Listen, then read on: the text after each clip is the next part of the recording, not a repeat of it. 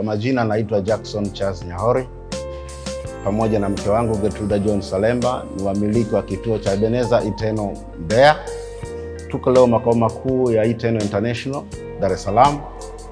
Kwa namna ya kipekee kabisa tuko hapa kwa ajili ya kuwahamasisha wanachama wenzetu na wale wasio wanachama. Tunaelekea katika kipindi cha mwisho wa mwaka. Pamoja na kuelekea mwishoni mwa mwaka, tunawahimiza ya kwamba muende mkawahimize wa Tanzania.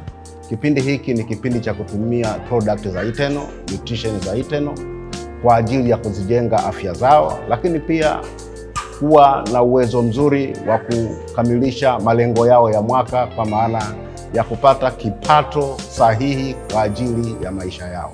Sisi pamoja na Watanzania wote walioko Mbeya na kokote kule liko Tanzania, tunawakaribisha Mbeya, tunawakaribisha Eternal International kwa ajili ya kuboresha afya, lakini kuimarisha vipato kwa mwaka huu tunaweza kuufunga 2025 na kuukaribisha mwaka mpya 2026.